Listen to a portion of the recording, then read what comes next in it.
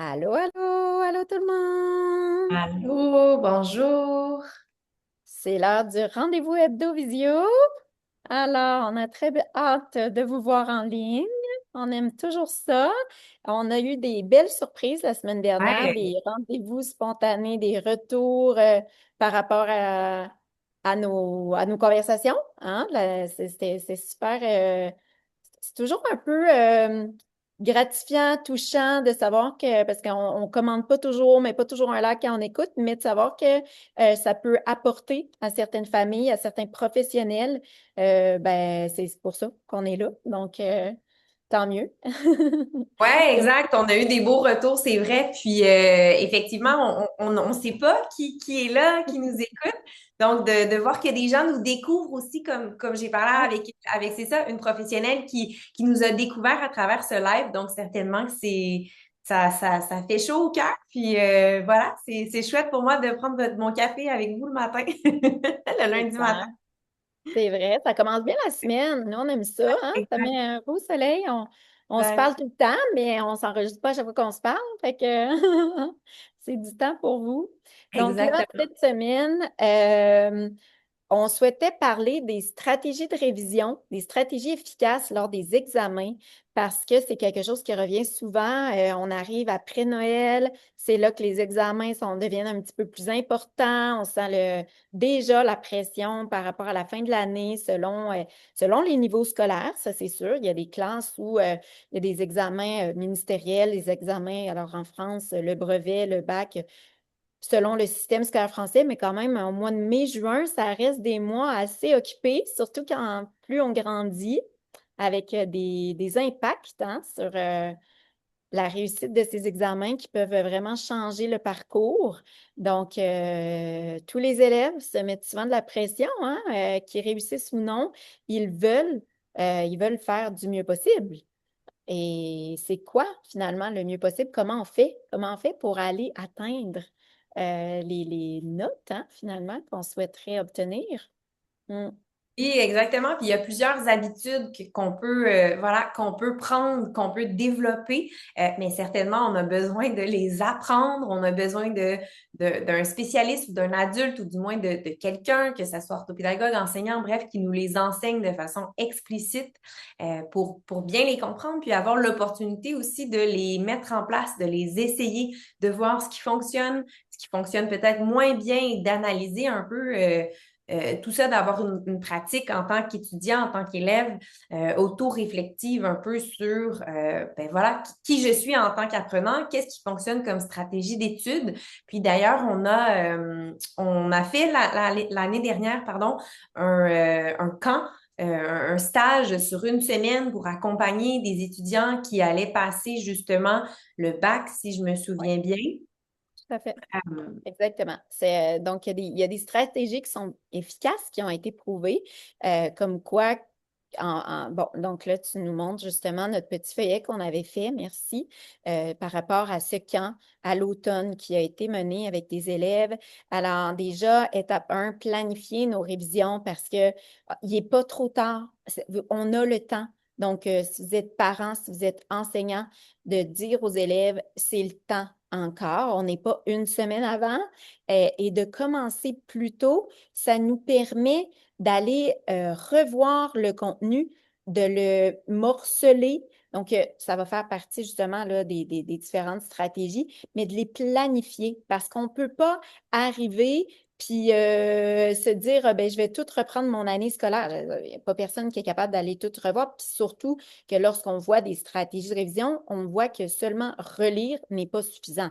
Ce n'est pas une stratégie qui va être efficace pour bien comprendre le contenu et pouvoir le transférer dans d'autres contextes. Donc, de planifier nos révisions, ça veut dire, par exemple, ben, je vais me faire un échéancier, je vais me prendre un calendrier, je vais avoir une vue globale par mois, puis par semaine, puis je vais aller découper mes contenus. Et comment je vais faire pour les réviser après? Donc là, c'est déjà de planifier, mais après, il y a toute une partie où je vais reprendre le contenu et je vais le réorganiser. Je ne sais pas si tu voulais ajouter quelque chose, Oui, Marie. exactement. Ben, en fait, moi, le mot-clé, je dirais la fréquence. Le Oui. cerveau apprend beaucoup mieux et le transfert va se faire beaucoup plus facilement de la mémoire à court terme vers la mémoire à long terme si on s'expose souvent à un concept, même si c'est que quelques minutes de révision par soir, par jour. La fréquence, elle est extrêmement importante justement pour cette rétention de l'information. Et quand tu disais justement d'être actif, hein, réviser, c'est pas seulement lire ses notes de cours. Il faut utiliser des méthodes actives. Il faut garder le cerveau engagé, que ça soit en annotant, que ça soit en identifiant les idées principales avec des mots-clés, en se faisant des petites cartes éclairs, des cartes quiz. Exactement, selon la manière dont on apprend. Donc, ça aussi, ça prend un peu de temps de savoir comment j'apprends. Est-ce que je me fais un tableau? Est-ce que je me fais un sketch note? Est-ce que je vais par carte mentale? Les cartes mentales sont très différentes selon justement la manière de comprendre. Il y en a qui vont se faire plein de petites lignes avec un petit dessin. Il y en a qui vont plus avec des différents mots, comme tu parles de mots-clés. Il y en a qui vont aller organiser sur un même contenu. L'organisation peut être totalement présentée de manière différente et ça va beaucoup mieux parler. Et une fois qu'on a fait ce travail, ben, c'est après d'aller la réexpliquer, la réenseigner, comme si on l'organisait dans une mise en situation, parce qu'on sait très bien qu'une fois qu'on a appris ces notions, il va falloir qu'on les mette dans un autre contexte. Donc, ça aussi, ça prend du temps. Donc, effectivement, que la fréquence est importante pour bien mémoriser. Souvent, on va aller expliquer aux enfants, aux élèves, aux ados, même à des personnes plus grandes, hein, qui sont à l'université puis qui ont besoin aussi d'apprendre des stratégies efficaces pour des examens importants. On pense souvent à ce sentier qui n'est pas encore fait dans la forêt. Et on passe, et la première fois, ben, il faut mettre des arbres par terre, on bûche, tu sais, on se fait un sentier. Puis plus on passe sur ce sentier, ben, plus on l'imagine dans notre tête, hein, on le voit, que le sentier, ben, ça devient vraiment comme un chemin. Et là, c'est droit et c'est clair. Donc, c'est de comprendre cette métaphore avec les apprentissages aussi. Une fois que c'est tellement clair, on a bien compris parce qu'on l'a lu, on l'a revu, on s'est exercé, on est capable à l'examen d'aller le faire puis de le faire rapidement et de se sentir sûr de soi-même. Absolument, tout à fait. Ouais, effectivement, ça vient jouer certainement sur la confiance aussi, de se sentir préparé, de se sentir prêt et confiant à attaquer cet examen-là, surtout quand on le prépare là, depuis plusieurs semaines, plusieurs mois. C'est certain que ça vient jouer sur l'estime, sur la confiance, sur voilà, la façon dont on arrive. Ouais. La lecture des consignes aussi, souvent, hein, ça peut être on connaît le contenu, mais mince, on a la manière dont on a lu la consigne, mais on répond à côté. Donc, ça, c'est quelque chose aussi à travailler. Souvent, c'est quelque chose qu'on fait avec nos élèves. Donc, d'aller déterminer qu'est-ce qu'on s'attend comme réponse. Est-ce qu'on veut un développement? Est-ce que c'est quoi le mot le plus important pour aller répondre vraiment par rapport à ça, de se faire un petit plan, d'aller l'organiser, notre contenu, parce que des fois, on va commencer à rédiger, mais on perd du temps parce que là, l'information ne se suit pas. Donc, d'aller restituer l'information, d'aller l'organiser, d'aller se faire un petit schéma peut-être à côté. Hmm. De ne pas se lancer directement, hein. Donc, c'est des Mm. petites stratégies aussi de gestion des émotions, l'impulsivité. Ça fait partie aussi, là, les fonctions exécutives qu'on peut travailler. Plus elles sont bien développées, mieux on peut aussi aller répondre aux exigences des examens. Ouais, tout à fait. Voilà, donc petite capsule pour parler des stratégies de révision. Donc, vous en aurez quelques-unes déjà. Et si vous voulez poursuivre, écrivez-nous parce que nous, on donne ces ateliers. Donc, là, il y aura des vacances scolaires dans le système scolaire français qui débutent là, très prochainement en février déjà. Février, ensuite mars, avril, et puis il y aura les autres vacances ensuite en avril et mai. Donc, on donne ces ateliers de stratégie de révision. On donne aussi les ateliers de lecture, les écrivains, hein, ce que tu avais fait durant Oui, l'été. exactement. Stratégie d'écriture, stratégie de lecture, même selon l'intérêt, stratégie au niveau de la technologie, tout à fait. L'utilisation efficace des logiciels comme Lexibar, Antidote. Lorsqu'on fait nos ateliers en lecture, en écriture, donc ce sont des stratégies de lecture, donc pour être capable de mieux accéder au sens, mais de manière ludique. On fait un atelier pour que ce soit des élèves entre environ 4 ensemble qui peuvent coopérer, échanger. Et puis en écriture, ça avait été aussi un franc succès. Je pense que j'avais fait 2 fois l'atelier. Ouais. Euh, alors qui utilise des outils aussi interactifs. Donc, tu avais utilisé Troubadour, un logiciel pour l'écriture créative, et ça permet de faire un projet et que l'enfant se sente vraiment ben, au centre de ses apprentissages, comme on dit, vraiment très impliqué. Il va aller construire son univers, aller rédiger. Donc, ça fait travailler l'écriture, mais de manière motivante. Oui, Euh, exact. Puis ça avait donné lieu aussi à des super moments. Nous, on travaille beaucoup en contexte d'expatriation tous les jours. Moi, je voyage d'un continent à l'autre. Mais là, c'était vraiment fantastique aussi de voir que j'avais des élèves au Québec, mais aussi à l'international, en Afrique, en Europe. Et tous ces élèves-là ont été amenés à collaborer ensemble, puis en écriture, à s'aider, à se donner des idées, à améliorer leurs phrases. Donc, c'était vraiment riche comme échange, puis de permettre ça aussi, de créer des liens d'un continent à l'autre, oui, entre professionnels et élèves, mais aussi de élève à élève. C'était vraiment des moments, c'était vraiment un temps d'échange très spécial. c'est clair. Puis c'est ça qu'on a Mhm. voulu créer, fait que c'est merveilleux, là. C'est à refaire. Certainement. Euh, Voilà, donc il y a un atelier par contre qui est nouveau, qu'il faut qu'on vous communique. C'est l'atelier sur l'apprentissage de l'iPad. Donc, on a des élèves qui utilisent l'ordinateur, hein, la majorité. Mais là, l'iPad commence à être de plus en plus utilisé, pas seulement en Belgique, qui était le cas. On le retrouve de plus en plus en France. Donc, nous, on utilisait bien sûr l'ordinateur Fuseau, que ce soit Mac, PC, bon, ce que des fois la MDPH donne. Là, maintenant, on commence à avoir des élèves qui ont l'iPad. Et donc, c'est un atelier qu'on va débuter là, qui va être donné à la fin février, l'utilisation de l'iPad justement pour le brevet. Donc, de pouvoir utiliser Notability, utiliser les différentes fonctions, donc pour, oui, le français, l'histoire, bon, mais aussi les mathématiques, faire les sciences, donc d'utiliser l'iPad de manière efficace lors des examens. Voilà, donc ça, si c'est un besoin pour votre enfant, n'hésitez pas à nous en parler. On va trouver un moyen. Voilà, on va le donner en tout cas en février, fin février, ça c'est sûr. Il y a des élèves d'inscrits, mais si c'est un besoin, après, on peut le faire aussi de manière personnalisée ou, comme on mentionnait, mars, avril, voilà. On, on a bien hâte de débuter celui-ci qui est tout nouveau. Finalement, notre dernière grande nouvelle, Marie-Lou, où vas-tu dans quelques jours? Je suis revenue de la Gaspésie et dans quelques jours, dans quelques semaines, en fait, ouais, quelques jours, on peut le mettre en jour. Je quitte et je m'envole vers le Nunavut, alors territoire au nord du Canada.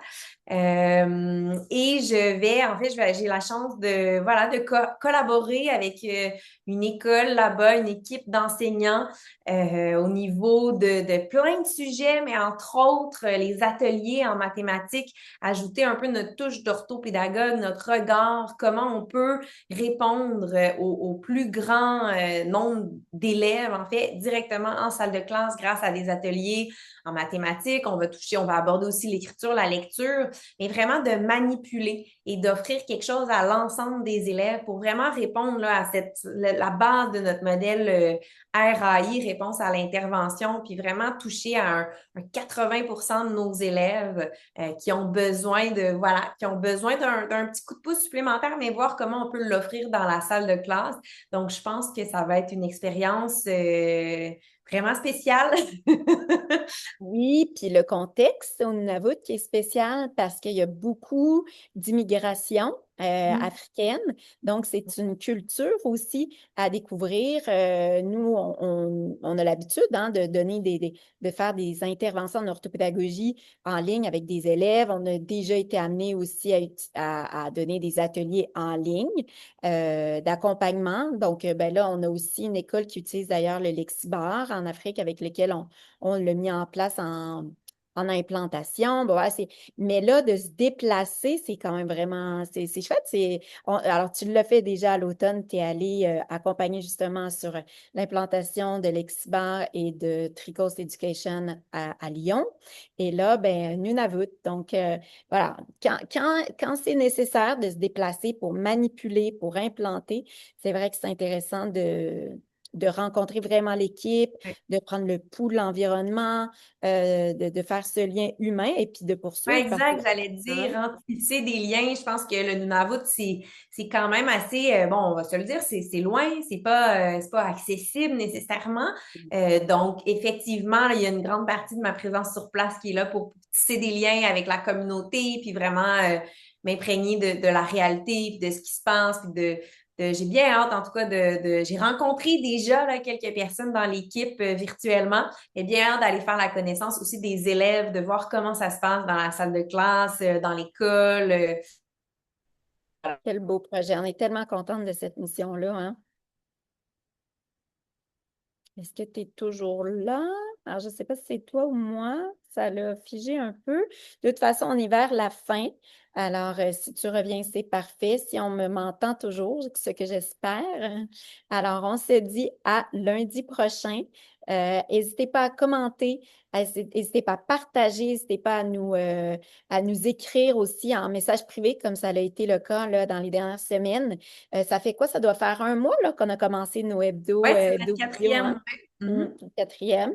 Donc, on se trouve toujours des petits thèmes par rapport au sujet qui nous arrive, en fait, lorsque les parents nous sollicitent, nous écrivent, nous appellent. Donc, n'hésitez pas à faire de même et à nous poser vos questions. Qu'est-ce qui est plus difficile avec votre enfant, avec vos élèves? D'ailleurs, la semaine dernière, on avait Mélanie qui a parlé il y était quoi, entre 150 et 200 enseignants sur Mhm. l'utilisation de, euh, Universaliste. merci, d'Universalist, Encyclopédie Universaliste, pour du coup utiliser cet outil de manière inclusive avec les élèves. Donc, voilà, on est amené à parler autant avec des professionnels qu'avec des parents, hein. Donc, n'hésitez pas. On est là pour ça, pour vous donner notre regard d'orthopédagogue, des solutions. On en parle. Si on peut vous donner des billes, des clés et vous, vous y arrivez, c'est parfait. Le but, c'est d'aider tous ces élèves. Et si vous avez besoin de services, ben, on est là pour ça. Donc, Marie-Louise, tu nous expliquais le Nunavut. On est vraiment, vraiment ravis et on a hâte de t'entendre nous parler de l'après, du coup, hein, de Oui. que ça a été apporté la. On aura quand même lundi prochain pour se refaire un petit hebdo, puis l'autre lundi, on aura du coup le retour sur l'expérience. Exact. On aura Ouais. peut-être une petite pause, hein, parce que tu pars aussi dans le sud, mais ça, c'est côté personnel. Tout le monde a Oui. droit à des vacances. Voilà, donc tu pourras te prendre un petit temps de repos. Et puis, moi, je serai là. Voilà, on se relaie, hein. Alors, bonne semaine! Bonne semaine.